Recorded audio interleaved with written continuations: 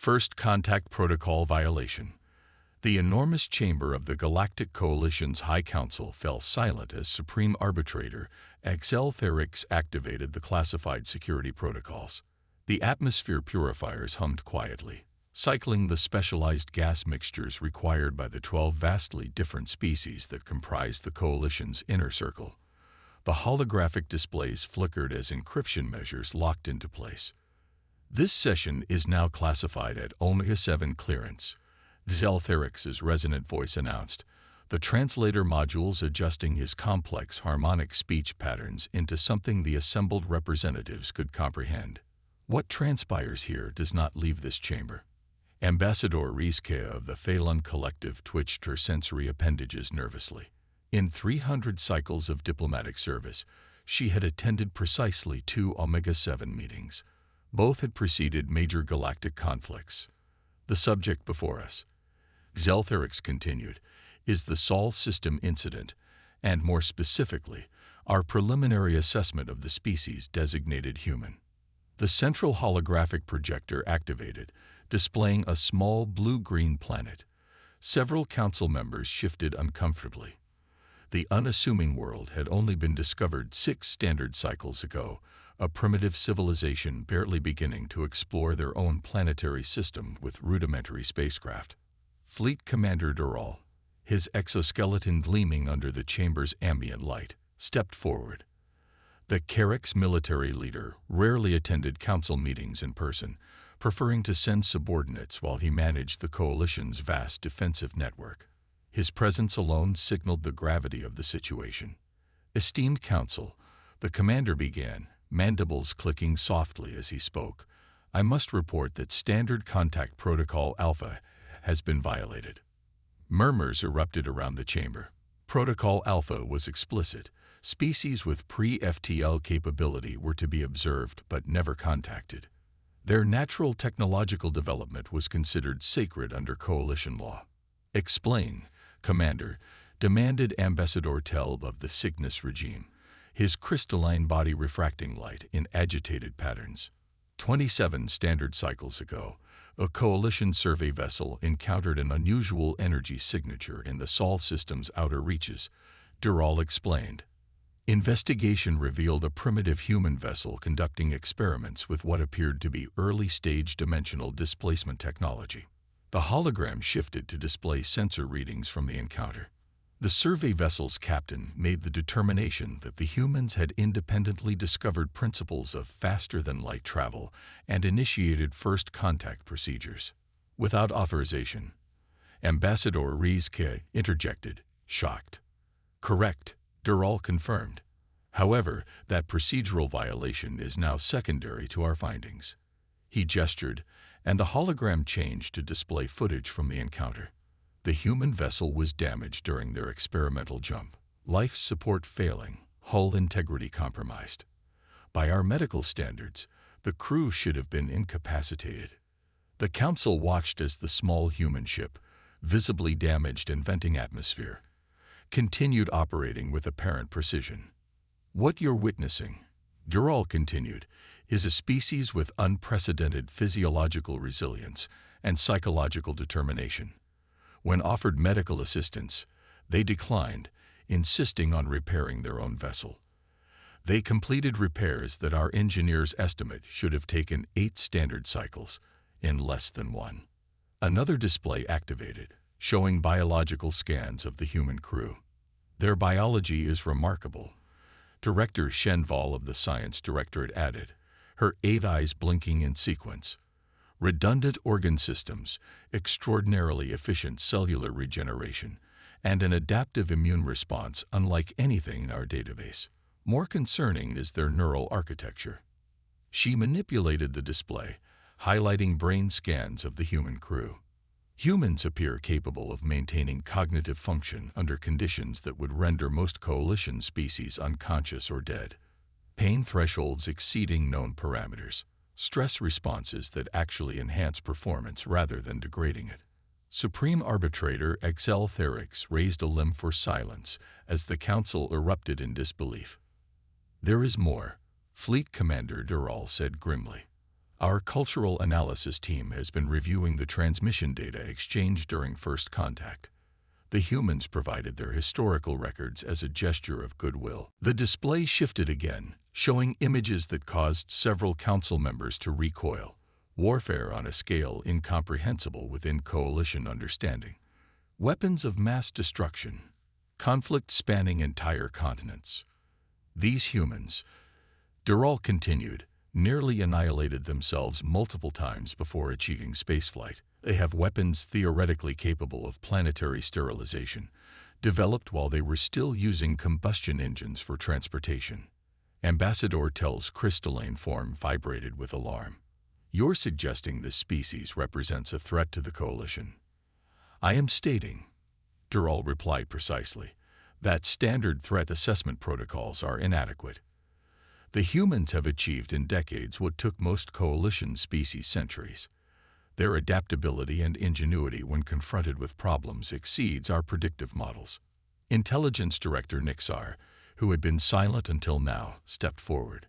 The shadowy Voidborn rarely spoke in council, making her intervention notable.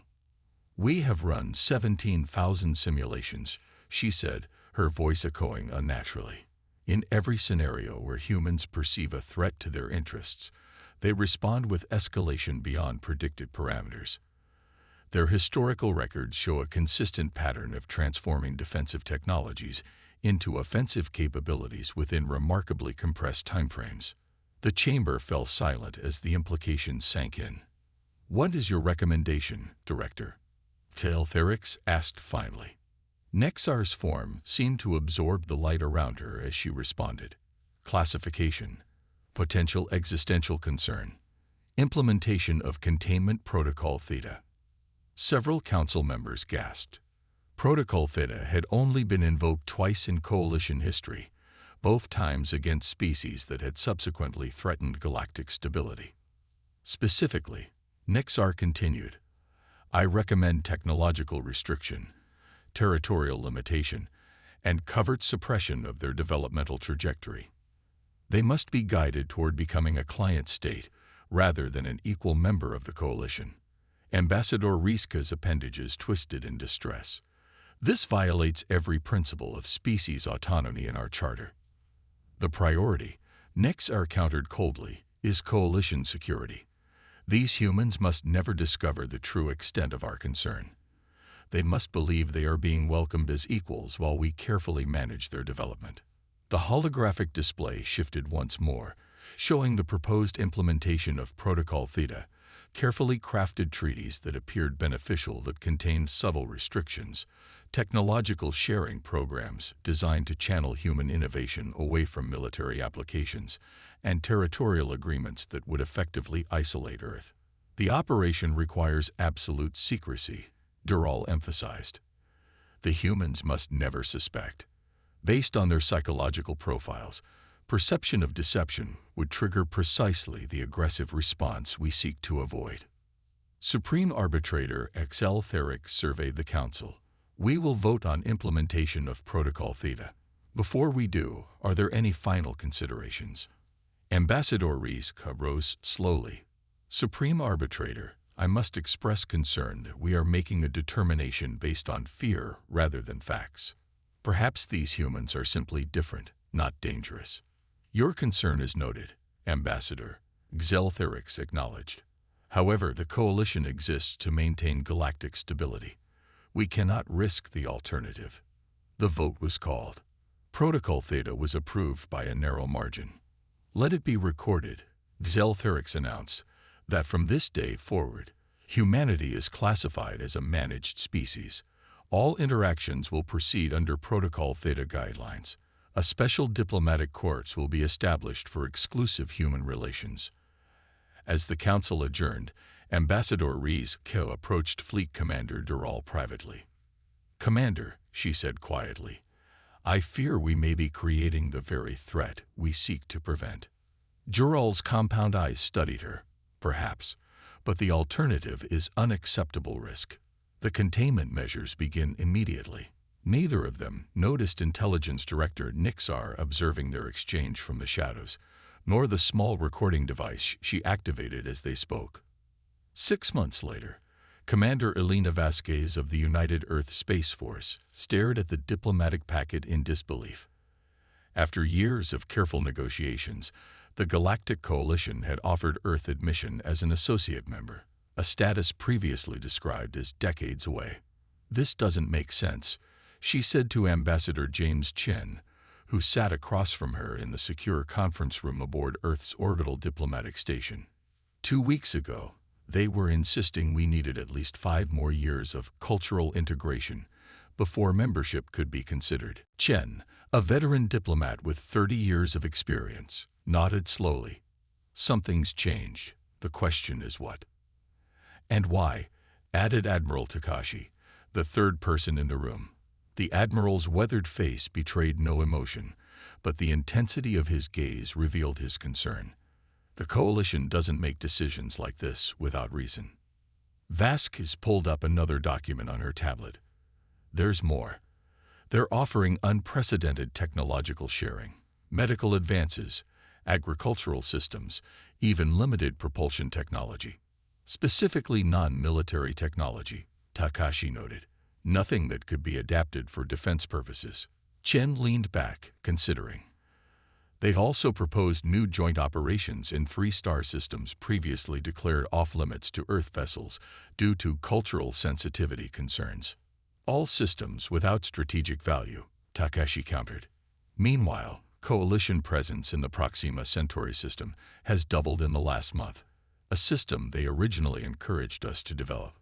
The 3 humans exchanged looks. Something wasn't adding up. "We need more information," Vasquez said finally. "The Enterprise returns from its joint patrol with Coalition vessels tomorrow. Captain Rodriguez might have insights from working directly with their commanders. In the meantime," Chen suggested, "we accept their generous offer with appropriate gratitude and enthusiasm." Admiral Takashi's eyes narrowed slightly. "And we accelerate Project Sentinel. If the Coalition is suddenly changing the terms of our relationship, we'd be fools not to have a contingency plan."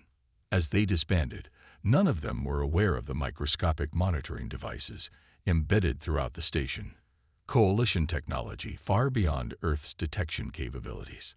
Their conversation was being transmitted via encrypted quantum link to a specialized vessel lurking at the edge of the solar system. Aboard that vessel, Intelligence Director Nixar reviewed the humans' conversation with growing concern. These humans were more perceptive than anticipated. Protocol Theta might require acceleration. She dispatched a priority message to the High Council. "Containment compromised. Recommend immediate implementation of Phase 2. The game had begun. The only question was whether the Coalition had underestimated humanity's capacity to detect the trap closing around them, and how they would respond when they did. The proving ground.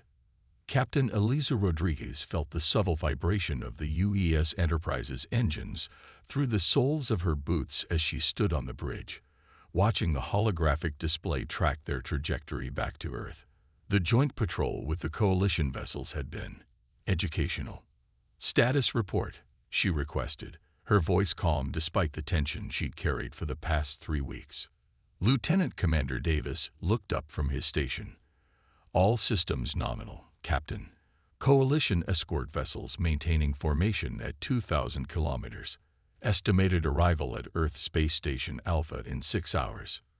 Rodriguez nodded, her expression revealing nothing of her thoughts. She'd spent 20 years in military service, the last 5 commanding Earth's most advanced starship, but nothing in her experience had prepared her for what she now suspected.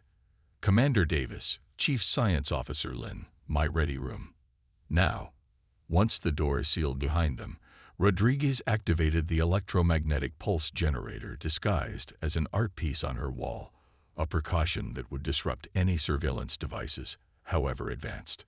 "What we discuss doesn't leave this room," she began without preamble. "During this patrol, I've documented 17 instances where our Coalition allies have actively interfered with our scanning of specific regions of space." She projected data onto the room's display. "Additionally, Commander Zextroll of the Coalition flagship has twice redirected our patrol route away from areas of supposed navigational hazard that our own sensors detected nothing unusual about. Chief Science Officer Lin, a brilliant physicist who had helped develop Earth's first FTL prototype, frowned. And there's something else. The technical specifications they shared for their propulsion systems. They're deliberately flawed. I've analyzed the energy requirements. The math doesn't work. They're giving us technology that appears advanced, but contains subtle limitations. Commander Davis leaned forward. You're saying they're deliberately hobbling us. I'm saying, Rodriguez replied carefully, that we need to consider the possibility that the Coalition's sudden friendliness has ulterior motives. Earth receives its official membership next week. I want to know what we're really signing up for. Supreme Arbitrator Exeltherix received Intelligence Director Nixar's report with growing alarm. The humans had progressed from suspicious to actively investigating in a matter of weeks, far faster than their behavioral models had predicted. Your containment strategy is failing, he stated bluntly. Nixar's shadowy form seemed to pulse with irritation. The humans are demonstrating pattern recognition abilities that exceed our models. They are detecting inconsistencies despite our best obfuscation efforts. And your recommendation? Exeltherix prompted. We accelerate to Phase 3, she replied without hesitation. The membership ceremony presents the perfect opportunity. Once their leadership is assembled in one location, we can implement the suppression protocol and establish direct control of their governance structures. Exeltherix's inner membranes flickered, a sign of extreme agitation among his species. You're proposing we abandon the subterfuge entirely. It has become necessary, Nixar insisted. Our projections show a 78% probability that humans will discover the full extent of Protocol Theta within one standard cycle. If that occurs, their response will be unpredictable. The word hung in the air between them. In Coalition strategic planning, unpredictable was perhaps the most frightening concept imaginable. Their entire civilization was built on careful calculation, probability, and risk management. The Council will never approve such an aggressive measure without cause, Exeltherix argued. Nexar's form seemed to smile, though she possessed no visible mouth. Then perhaps cause should be provided. Admiral Takashi stared at the emergency transmission in disbelief. The UES Intrepid, a science vessel conducting surveys in the Ta-Ceti system, had been destroyed with all hands. Coalition representatives expressed deep regret for the navigational accident, but were suspiciously vague on details. Play it again, he ordered. The final transmission from the Intrepid's captain filled the secure command center. Mayday, Mayday.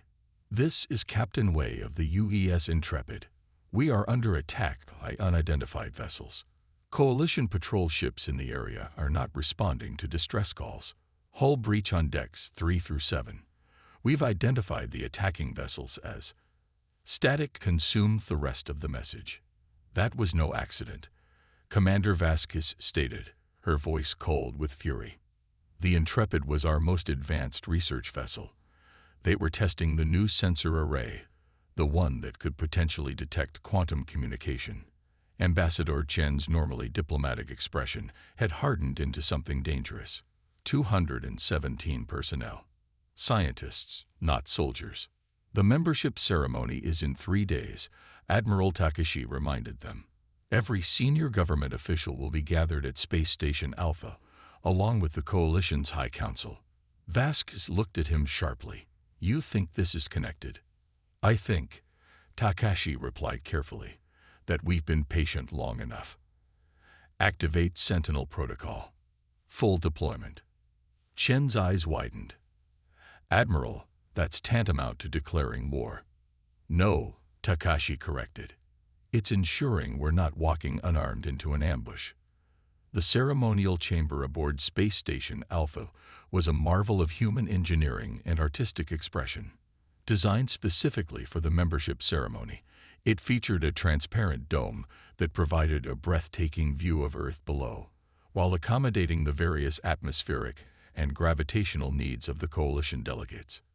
Supreme Arbitrator Theric stood at the central podium, flanked by the 12 members of the High Council. Before them, Earth's leadership, political figures, military commanders, and scientific luminaries, assembled in formal attire. The historical significance of the moment was lost on no one present. Today marks a momentous occasion. Theric began, his translator conveying the appropriate sense of grandiosity. The inclusion of humanity into the Galactic Coalition represents the beginning of a new era of cooperation and shared prosperity. In the shadows behind the council members, Intelligence Director Nix-R monitored the quantum feed from coalition vessels, now moving into position around Earth's major defense installations. Phase 3 was commencing exactly as planned. Admiral Takashi, seated in the front row of the human delegation, kept his expression neutral despite the encrypted message that had just appeared on his secure communications device. Sentiniel ASSETs in Poazitilan, awaiting authorization. As is traditional, Theric continued, the membership ceremony begins with the reading of rights and responsibilities. This was the moment where, according to Protocol Theta, specialized neutralizing agents would be released into the chamber's atmosphere, compounds that would render the human delegates temporarily compliant while coalition security forces established control. Theric nodded subtly to Nix-R, who transmitted the activation signal. Nothing happened. The intelligence director checked her systems, then felt something unfamiliar creep through her consciousness. Uncertainty. Admiral Takashi stood suddenly, interrupting the ceremony. Supreme Arbitrator, before we proceed, I believe transparency is the foundation of any meaningful alliance. Murmurs rippled through both delegations at this breach of protocol. I therefore wish to address certain concerns that have recently come to our attention. Takashi continued calmly, specifically regarding coalition containment protocols designated Theta as they pertain to Earth. The chamber fell absolutely silent. Even the ambient life support systems seemed to pause. Nix-R's form visibly darkened as she stepped forward. This is inappropriate. The ceremony follows strict protocols. Yes, Takashi interrupted. Protocols. Like the one that authorized the destruction of the UEA's Intrepid, or perhaps the protocol that approved falsified technical specifications being shared with Earth, or maybe, his voice hardened, Protocol Theta, which classified humanity as a managed species to be contained rather than welcomed as equals. Commander Vasquez stood as well, activating a holographic display that projected into the center of the chamber. We've recovered and decrypted coalition security communications. Would you like us to share them with everyone present, Director Nix-R, or would you prefer to explain yourself? Theric turned to Nix-R, his inner membranes fully exposed in shock, a deeply vulnerable state for his species. Is this true? Before Nix-R could respond, the station's security alert blared. A young human lieutenant rushed into the chamber. Admiral, coalition vessels have taken up offensive positions around Earth and all colonial outposts. They've activated weapons systems. Ambassador Chen looked directly at Theric. It seems some elements of your coalition have already made their decision about humanity's place in the galaxy. Nix-R moved with startling speed toward the control panel that would activate the emergency protocols, but froze as Takashi's calm voice cut through the chaos. I wouldn't. Every eye in the chamber turned to the Admiral as he activated his own secure device. A holographic display materialized, showing hundreds of previously undetected human vessels decloaking around each coalition warship. Did you really think, Takashi asked quietly, that after discovering your containment protocol 6 months ago, we wouldn't take precautions? Project Sentinel has been in development since we first detected the discrepancies in your generous technology sharing. The display shifted to show coalition vessels, now surrounded by human ships that hadn't appeared on any coalition sensor. How? Nix-R demanded. Our detection systems are centuries beyond your technology. For the first time, Takashi allowed himself a small smile.